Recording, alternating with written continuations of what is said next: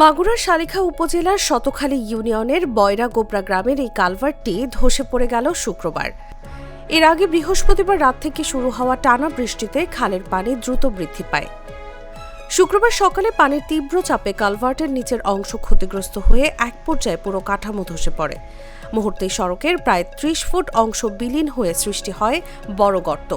এরপর থেকে ওই এলাকার সড়ক যোগাযোগ সম্পূর্ণ বিচ্ছিন্ন। স্থানীয়দের দাবি, মাত্র কয়েক মাস আগে সড়কটি সংস্কার কাজ শেষ হয়েছিল, আর ৪ থেকে ৫ বছর আগে নির্মিত কালভার্টটি এত দ্রুত ধসে পড়ায় নির্মাণ মান নিয়েও প্রশ্ন উঠেছে। বিলের পানি আসা যাওয়ার কারণে প্রচন্ড চাপের কারণে আমাদের ব্রিজটা ভেঙে যায়। খালের ওপার এপার দুই পারে একটা হাই স্কুল, একটা প্রাইমারি স্কুল, একটা মাদ্রাসা, একটা মসজিদ রয়েছে। আমাদের ছেলে মেয়েদের যা আছে খুব কষ্টকর। শুক্রবারে প্রচুর বৃষ্টির কারণে ব্রিজটা আমাদের চোখের সামনে ভেঙে গেছে। এখন আমার চলাচল এপার ওপর কোনো যোগাযোগ নেই। স্কুল আছে, মাদ্রাসা আছে। এই ব্রিজটা অতি দ্রুত ঠিক করলে আমাদের স্কুলে আসতে সুবিধা হবে। ভ্যান রিক্সা যেতে পারছে না, ব্রিজটা দ্রুত তৈরি হলে আমাদের ভালো হবে। বৃষ্টির কারণে আমাদের এই ব্রিজটি ভেঙে গেছে, তার জন্য আমাদের সবার স্কুলে আসতে অসুবিধা হচ্ছে। যত তাড়াতাড়ি সম্ভব আমাদের এই ব্রিজটিকে নির্মাণ করলে আমাদের আর স্কুলে আসা যাওয়া করতে সুবিধাজনক হবে। ছাত্রছাত্রী আমার বিদ্যালয়ে উপস্থিত হতে পারতেছে না এবং তাদের লেখাপড়ার ক্ষতি হচ্ছে।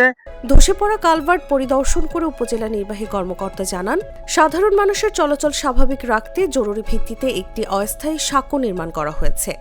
ভেঙে পড়ার সাথে সাথে আমরা আমাদের উদ্বোধন কর্তৃপক্ষ, আমাদের এলজিডি যারা আছেন ওনাদের সাথে কথা বলেছি, ওনারা পরিদর্শন করেছেন।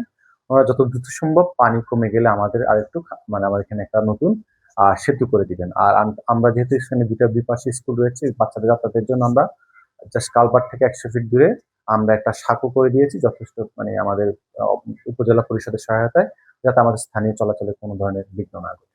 এদিকে মাগুরা নির্বাহী প্রকৌশলী আনম ওয়াহিদুজ্জামান জানিয়েছেন, পানি উন্নয়ন বোর্ডের অনাপত্তি পত্র পাওয়া গেলে অগ্রাধিকার ভিত্তিতে নতুন কালভার্ট নির্মাণের কাজ শুরু করা হবে।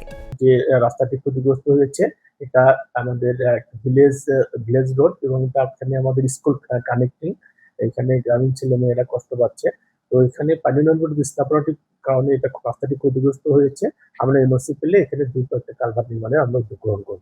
কালভার্ট ধসে প্রতিদিন দুর্ভোগ পোহাচ্ছেন শত শত মানুষ। অস্থায়ী সাঁকো তৈরি হলেও ঝুঁকি নিয়েই পারাপার করছেন অনেকে। স্থানীয়দের আশঙ্কা, দ্রুত স্থায়ী সমাধান না এলে যে কোনো সময় ঘটতে পারে বড় ধরনের দুর্ঘটনা। নিউজ ডেস্ক, জাগো নিউজ।